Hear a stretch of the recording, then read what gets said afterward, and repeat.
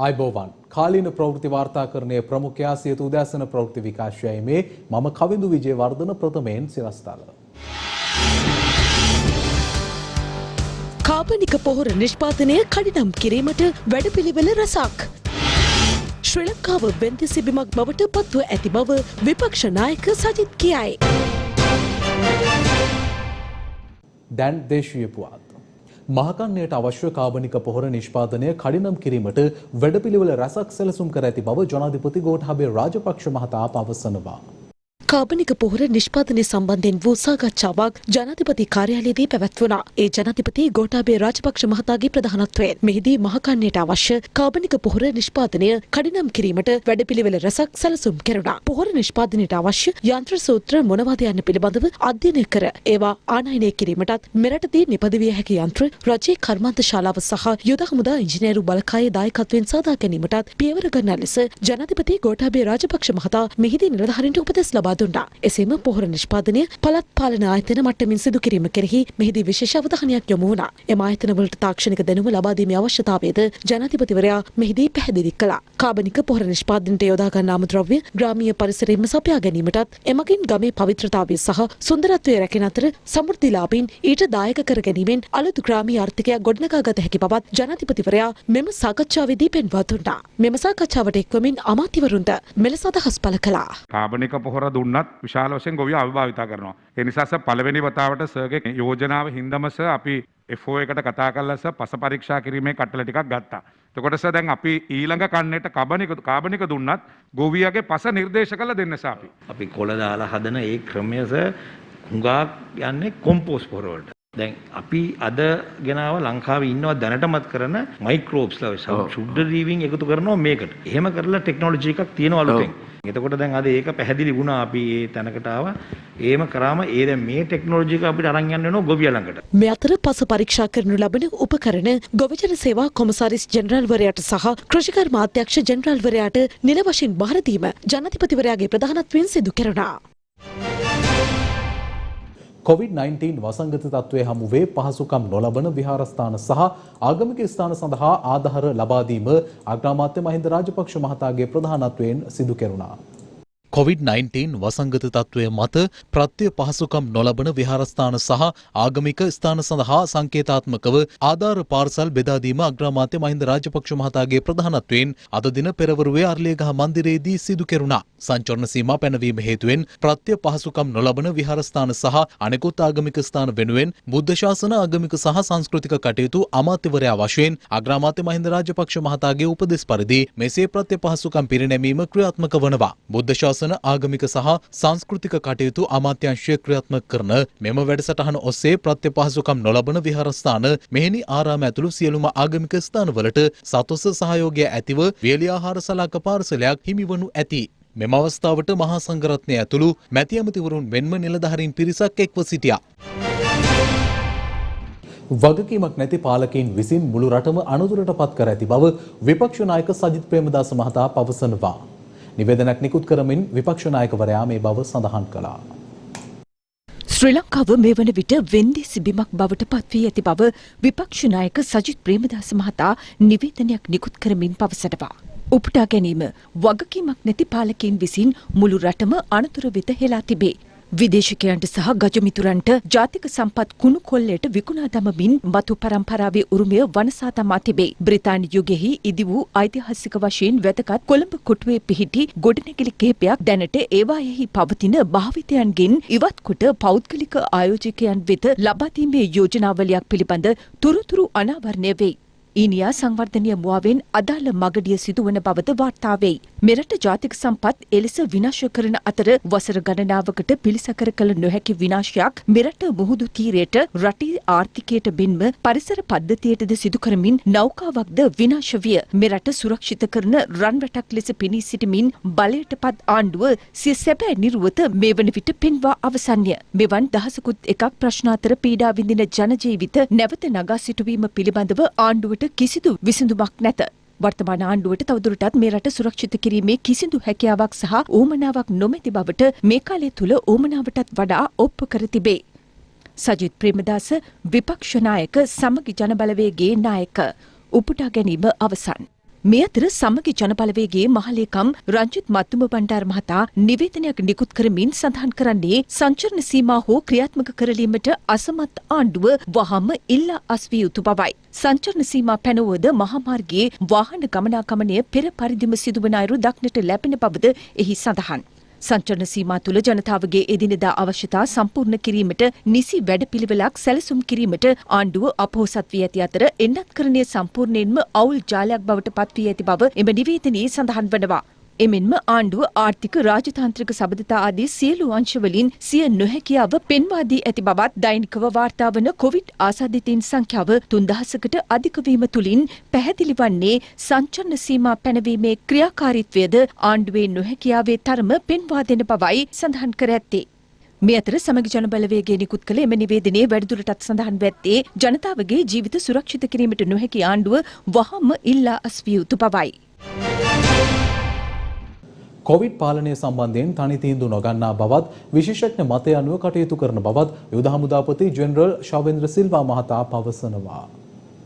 අපි දැක්ක 25 වෙනිදා යම්කිසි තත්ත්වයක් ඇති වුණා. ඒ අවස්ථාවේදී මේ විවිධ විශේෂඥ කොමිටි මාර්ගයෙන් දැනුම් දුන්නා මේක මෙහෙම කරලා හැකියාවක් නැහැ. අනිවාර්යයෙන්ම මේක එක දිගට පවත්වාගෙන යා යුතුයි දින 14ක් වශයෙන් කරන්න ඕනේ කියලා. ඒ අවස්ථාව තමයි 24 වෙනිදා අපි සියලු දෙනාම රැස්වීමේදී කාර්ය සාධක බලකාර රැස්වීමේදී අතිගරු ජනාධිපතිතුමා කිව්වා හරි එමනම් අපි මේක 7 වෙනිදා දක්වා අර ලිහිල් කිරීම වලකින් තොරව අපි කරගෙන යමු කියන කාර්යය. සෑම දිනකම් වගේ මේ සඳහා විශ්ලේෂණයක් කරනු ලබනවා. මේ සියල්ලක්ම ඔබ දකිනවා සමහර අවස්ථාවලදී කිසිම ක්‍රමවේදයක් නැහැ. අරෝ මේවා කතා කියන කණ්ඩායමුත් ඉන්නවා. නමුත් නොදන්නා තිරෙන් පිටිපස වෙන දේවල් පිළිබඳව නොදෙමීම හින්දා මෙවැනි කතා කියනවා වෙන්න පුළුවන්.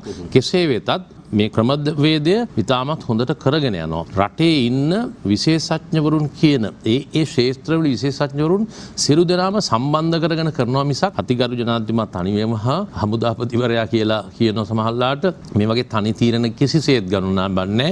නමුත් දින 14 කරගෙන ගියාට දින ගානේ දින 5ක් වෙද්දි 7ක් වෙද්දි 14ක් වෙද්දි මේ ප්‍රතිශතයන් මේ කර්ව් එක කියලා කියනවා අඩු කරන්න පුළුවන් ක්‍රමවේදය.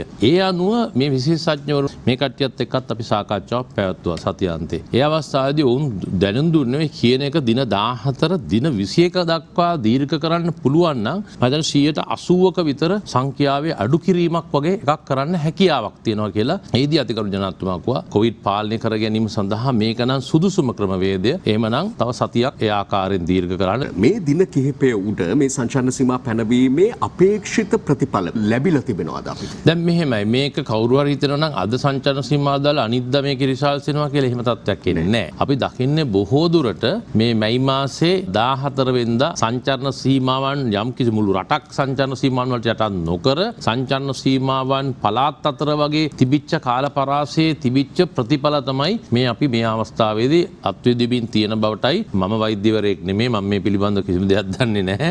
නමුත් විශේෂඥ වෛද්‍යවරුන් පවසන ආකාරයට මේක තමයි අපි අත්විඳින්නේ. දැන් මේ දැනට තිබෙන සංචාරණ සීමාවන් වල ප්‍රතිඵල බොහෝ දුරට අපිට දැක ගන්න පුළුවන් වෙන්න ඕනේ විශේෂයෙන්ම 12 වෙනිදා 10 වෙනිදා 12 වෙනිදා ඉඳලා ඉදිරියට එන කාල සීමාවේදී මේ තත්ත්වය අපිට දැක ගන්න පුළුවන් වෙන්න ඕනේ. ඉතින් රටක මෙවැනි සංචාරණ සීමාවක් පැනවීමෙන් බලාපොරොත්තු වෙන්නේ ජනතාව අතර එක්රොක් වීම වළක්වා ගැනීමටයි. ඉතින් ඒ තත්ත්වය සම්පූර්ණයෙන් මගහැරවීමට කටයුතු කරලා තිබෙනවා. ඔබ දකිනවා මේ දවස්වල එහෙමනම් ඔබතුමා අහනවා වගේ තවමත් කොවිඩ් ආසාදිතයන් 3000කට සුළු වශයෙන් අඩු වෙන්න හෝ එහාට මෙහාට වෙන විදිහාකාරයෙන් හමුවන්නේ කොහොමද කියලා. ඒ විශේෂයෙන්ම වෙන්නේ දැනට මේ තුන්වෙනි රැල්ලේදී යම්කිසි පුද්ගලයෙක් ආසාදිත වූ බව දැනගත් වහම ඔහුව රෝහලක් වෙත රැගෙන යන අවස්ථාවේදී ඔහුගේ ආශ්‍රිතයන් නිවසේම නිරෝධායන කරනවා. මේ නිවසේ නිරෝධායන කරන කණ්ඩායම් වලින් කරනු ලබන PCR පරීක්ෂණදී බහුතරයක්ම කොවිඩ් ආසාදිතයන් බවට පත් වෙලා තිබෙනවා. ඉතින් ඒකින තමයි තවමත් අර ආසාදිතයන්ගේ ඔබ දිතානේ දවසකට 2800ක් හමුවද්දී යම්කිසි සැලකිය යුතු ප්‍රමාණයකට නිවසේ තුල ඉන්න කට්ටියටත් ආසාදිත වෙන ප්‍රවණතාවයක් මේ ප්‍රභේදය තුල තිබෙන හින්දා. ඉතින් ඒකයි ගණන් මේ තත්ත්වෙන් පවතින හේතුවක් ප්‍රධාන හේතුවක් කරලා තියෙන්නේ ඒක.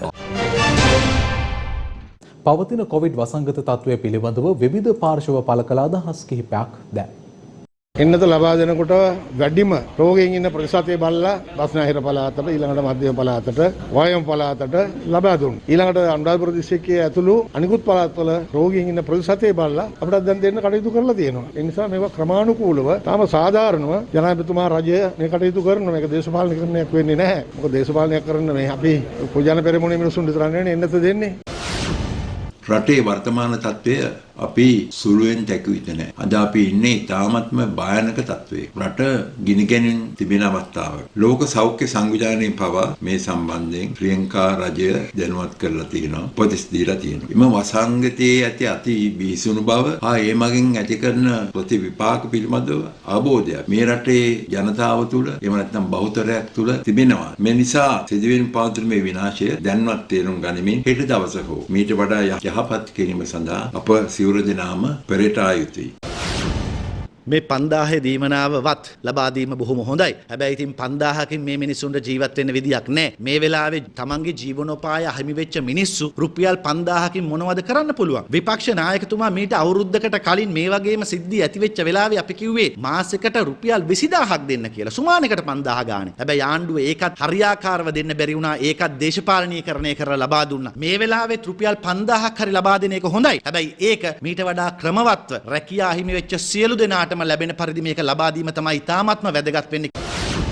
ඒ කට්ටියගේ සතුටක් අසතුට අපිට අවශ්‍ය නැහැ. අපේ යුතුයකම ඉෂ්ට කිරීමයි අපේ වගකීම තියෙන්නේ. මේ විපක්ෂයේ ඉතින් ඒ කරන මුලින් ඉඳන් මකුල් හෙළුවා මේ වැඩසටහනට. මුලින් ඉඳන්ම දෝෂාරෝපණය කරා. මේ ස්පුට්නික් එක ගැනත් මම හිතන්නේ විශේෂයෙන්ම මේ එකක් ගහන්න හදනවා. දෙකකට අස්සන් ගන්න නොයෙකුත් කතන්දර ඉතාමත්ම කනගාටුයි. ඉතින් එච්චරයි කියන තේ කාලේනාස්ති කරන එක තේරුමක් නැහැ. එන්නතේට කිසිම ගැටලුවක් නැහැ. මොකද ලෝක බැංකුවත් සමග අපි සාකච්ඡා කරලා මුදල් වල කිසිම අඩුවක් නැහැ. කාරු හරි මේ කියනවා නම් පට්ටපල් බොරුවක්. ඒක දේශපාලන කුහකත්වය මුල් කරගෙන කියන කතාවක්. මේ වන විට මෙරට තුළ පවතින කාබනික පොහොර හිඟය හමුවේ පීඩාවට පත්ව සිටින ගොවීන් පිළිබඳව දිවයිනේ විවිධ ප්‍රදේශවලින් අපට වාර්තා වුණා. රසායනික පොහොර භාවිතය මෙරට තුළ තහනම් කිරීම සඳහා රජයගත් පියවර හමුවේ රට තුළ පොහොර හිඟයක් හටගැනීම හේතුවෙන් ගොවීන් දැඩි ලෙස පීඩාවට පත් වුණා. මේ සම්බන්ධයෙන් බලධාරීන් නොයෙක් විසඳුම් ලබා දීමට කටයුතු කළද ඒවා ප්‍රායෝගිකව ක්‍රියාත්මක කිරීමේදී මත වූ ගැටලු හේතුවෙන් එම ගොවීන් හට තවමත් ස්ථීර විසඳුමක් ලැබී නැහැ. ඒ අනුව එප්පාවල කටියාව යාය දෙක පහළ කොටස ප්‍රදේශයේ සුවසිත ගොවි සංවිධානයට අයත් ගොවීන් පිරිසක් මෙලෙස විරෝධතාවයක නිරත වුණා. පොහොර ටික අපිට දෙන්න. ඇමතිතුමනි. මේ ආන්න. පොහොර ටික අපිට දෙන්න. අපේ ගොයම පාටයි. මේ දැන් අපි මේ ගොවි සංවිධානයෙන් පොහොර දෙනවා කියලා නොමිල පොහොර දෙනවා කියලා බලාපොරොත්තුෙන් මේ වීහිඳ ලැස්ති කරගත්තා. දැන් පොම්පුර නම් දැන් මාස එකමාරක් විතර තව පොහොර ලැබුණෙත් නැහැ. දැන් ගොයන් වලට දැන් මාස එකමාරක් විතර ගිහිල්ලා තියෙනවා. දැන් ඉතින් මාස 3 වීම වහිලා තියෙන්නේ. දැන් මාස 3 වර දැන් එකමාරක් ගත වෙලා දැන් පොහොර තව දෙන හැඩයක් වෙන කුසු කරන යමද කියනවා රූපහිනේ පෙන්නනවා මාධ්‍යයට පොහොර දෙනවා මේ පොහොර තියෙනවා ඇති වෙන්න කියලා. එයා කිව්වට තාම නෑ වෙළඳ පොලේ කිසිම තැනක පොහොර නෑ. එමෙන්ම පවතින පොහොර හිඟය හමුවේ පොළොන්නරුව දිස්ත්‍රික්කයේ ඇලහැර ප්‍රාදේශීය ලේකම් කොට්ටාසේ බකමුණ ප්‍රදේශයේ ගොවීන්ද මේ වන විට සිය වගාවන් සඳහා ප්‍රමාණවත් පරිදි පොහොර නොමැතිවීමෙන් දැඩි ලෙස අසරණව සිටිනවා. දැනට දැන් අපට පොහොර සහනාධාරය ලැබෙනවා. ලැබුණට අපේ ගොඩවගාවල් එක්ක අපට පොහොර සහනාධාරය මදි. ඉතින් අපි කඩෙන් දැන් ගන්න ගියාම කළු කඩකාරයා ඒ පොහොර මේ හංගගෙන අපට වැඩි මිලට පොහොර දෙන්න සැලසුම් කරලා තියෙන්නේ. ඉතින් අපට දැන් මේ විදිහට මේ ගොවිතැන් කරන්න බලන්න මාත්‍රෝ මේකේ දැන් මේ ලූණු වැට දාලා දෙන මාත්‍රෝ ලක්ෂ 1.5කට වැඩි වියදම් කරලා මේ ලූණු වැට දාලා තියෙන්නේ. මේ බලන්න වටා පිටාව ඔක්කොම සුද්ධ කරලා තියෙන්නේ. මේවා පැල කරන්න මේකේ. මේ භූමිය පැල කරන් තමයි මේවා හිටවල මේකත් වියදම් කරලා දැන් මේ සුද්ධ කරන්නත් වියදම් කරලා අවසාන මොහොතේ මේක හිතව ගන්න පොහොර නෑ මාත්‍යෝ. පොහොර කඩේක ගන්නත් නෑ. රජෙන් ආහෙන් දෙන්නා කියනවා. මෙහෙන් දෙනවා කොහෙමත් අපිට පොහොර නැතු ඉන්නේ දැන්. මේ අතර මේ සම්බන්ධයෙන් ගොවි අරගල ව්‍යාපාරයේ සමාජිකින් සියදහස් පළ කළා. අනිකුත් දේවල් වගේ නෙවෙයි කාබනික පොහොර කියන්නෙම ඒකේ සුද්ධජීවීන්, පාංශුජීවීන් බහුල ද්‍රව්‍ය. මේ කාබනික පොහොර නිෂ්පාදනය කිරීමට යොදා ගන්නා පාංශුජීවීන්, සුද්ධජීවීන් එතකොට රටින් රටට වෙනස්. අපේ රටේ මහ පොළොවට ගැලපෙන පාංශුජීවීන්, සුද්ධජීවීන් සහිත ක්‍රියාවලියක් තමයි අපි කාබනික පොහොර ගොවිතැන හරහා ක්‍රියාත්මක කළ යුත්තේ. එහෙම නැති වුණොත් අපේ පරිසරයට, අපේ පසට විනාශකාරී වෙන අහිතකර සුද්ධජීවීන්, පාංශුජීවීන් අපේ රට ඇතුළට ඇවිල්ලා මුළු මහත් කෘෂිකර්මාන්තයේම වසරක් දෙකක් ඇතුළේ විනාශ මුඛයට යන්න පුළුවන් අනතුරක් තියෙනවා. ඒ නිසා දැන් ලාභයේ උපරිම කරගත්තු සමාගම් වලට මේ කටයුත්ත බාර දෙනවා කියනකොටමත් අනිවාර්යයෙන්ම මෙවැනි අනතුරකට අපි මුහුණ දීලා ඉවරයි. මෙරට තෙවන කොවිඩ් රැල්ල ආරම්භ වීමත් සමග ජනතාව හට ණය සහනය යළිත් ක්‍රියාත්මක කිරීමට රාජ්‍ය තීරණය කර ඇති පසුබිමක සිය ණය ගනුදෙනුකරුවන් හට ණය සහන ලබා දීමට ජාතික ඉතිරි කිරීමේ බැංකුව මේ වන විට කටයුතු සූදානම් කර තිබෙනවා.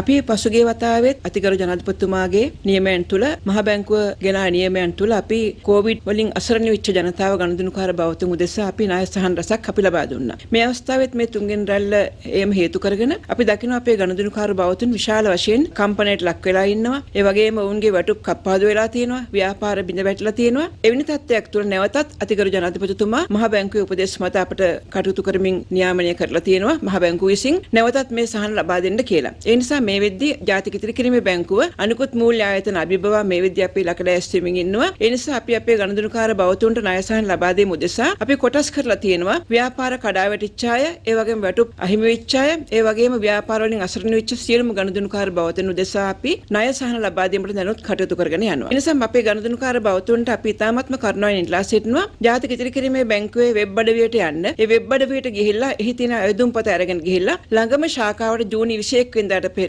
බාර දෙන්න කියලා අපි ඉල්ලීම් කරනු ලබනවා. ඒ වගේම අපේ ගනුදෙනුකාර බවතුන්ට අපි කියන්න කැමතියි මේ ණය සහන ලබා දීමේදී අපි අගෝස්තු මාසයේ 31 දක්වා අපි මේ ණය සහන ලබා දෙනවා. හැබැයි මේ ණය සහන ලබා දීමේදී කිසි කෙනෙක් බය වෙන්න එපා. අපි දඩපොලි අය කරන්නේ නැහැ. කිසිම ගාස්තුවක් අය කරන්නේ නැහැ. මේ විදිහට අපි පුළුවන් තරම් උපරිම අපේ ගනුදෙනුකාරයින්ට ගනුදෙනුකාර නෝනාවරු මහතුරුන්ට කටයුතු යොදමින් ඉන්නවා. ඒ වගේම තවත් අපේ ගනුදෙනුකාර බවතුන් ඉන්නවා භාණ්ඩ උකස් රන් භාණ්ඩ උකස් කරපු කට්ටිය. ඒ අයටත් අපි අගෝස්තු 31 දක්වා සහන කාල සීමාවක් දෙනවා. ඒ අයට උකස්පඩු බේරා ගැනීමට ඒවට සහනයක් ලබා දීමට අපි කටයුතු කරමින් ඉන්නවා. ඒ වගේම ජාතික ඉතිරි කිරීමේ බැංකුව මේ වෙද්දී අපි දීප ව්‍යාප්තව අපේ ජංගම සේවාවන් ක්‍රියාත්මක කරලා තියෙනවා. අද වෙද්දී මධ්‍යම පළාත, නැගෙනහිර, ඒ වගේම උතුර, දකුණ ඒ වගේ මොබයිල් වෙහිකල් එක අපි යවන්න තීරණය කරලා තියෙනවා. දැන් දන්න ලෝකේ නොදන්න තොරතුරු සොයා යන Do You Know?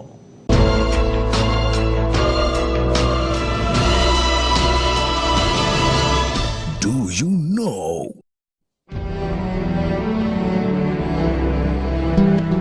පෘථිවි පෘෂ්ඨයෙන් 70% පමණ ආවරණය වී පවතින්නේ ලවණ සහිත ජලයෙන්. එම කලාපය සාගරය ලෙස හඳුන්වනු ලබනවා.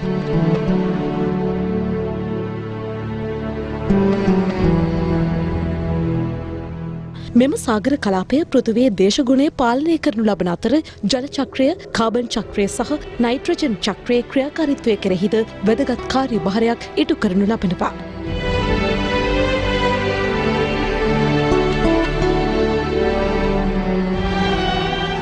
එමෙන්ම වඩදිය බාදිය ඇතිවීම, මහද්වීපවල හැඩය පවත්වාගෙන යාම වැනි කරුණු සඳහාද සාගර කලාපය දායකත්වය සපයනවා. සෝඩියම් ක්ලෝරයිඩ් බහුල සාගර ජලයේ අභ්‍යන්තර පරිසර පද්ධතිය ලවණ රස තරම් කටුක නොවන අතර ජෛව විවිධත්වයෙන් අනුන පරිසර පද්ධතියක් ලෙසත් සැලකෙනවා.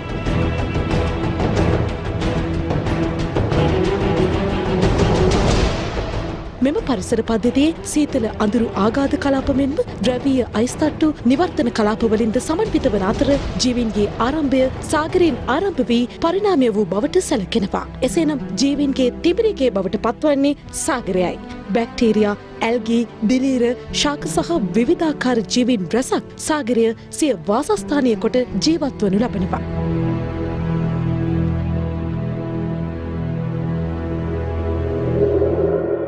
එහෙත් අද වන විට මිනිස් ක්‍රියාකාරකම් හමුවේ සාගරය, සාගර කලාපය දූෂණය වෙමින් පවතිනවා. මේ හේතුවෙන් ඇතැම් සාගර ජීවීන් වඳවීමේ තර්ජනයට පවා මුහුණ පා සිටිනවා. මුහුදේ වැසි වනාන්තර ලෙස සැලකෙන කොරල් පර පවා මේ හේතුවෙන් තර්ජනයට ලක්ව ඇති අතර සමුද්‍ර ජීවීන්ගේ වාසස්ථාන සපයන කොරල් පර විනාශ වීම හමුවේ දම්වැලක පුරුක් ලෙස එකිනෙකට සම්බන්ධ සාගර පරිසර කලාපයද බිඳ වැටීමට ලක්වනවා.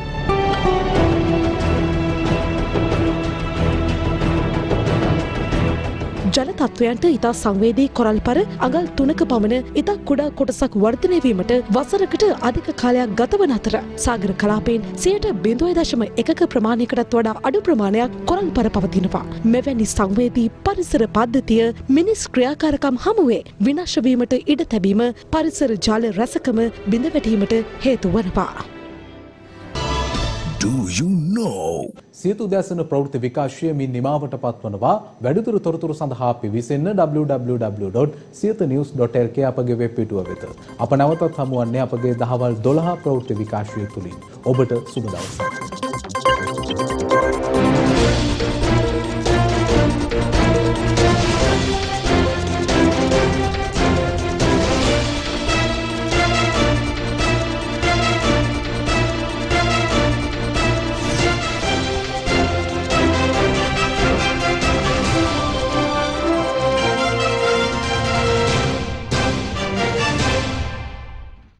දිනපතා අලුත් වීඩියෝ සහ ප්‍රවෘත්ති නැරඹීමට ඉහත බටන් එක ක්ලික් කර සියත TV සබ්ස්ක්‍රයිබ් කරන්න.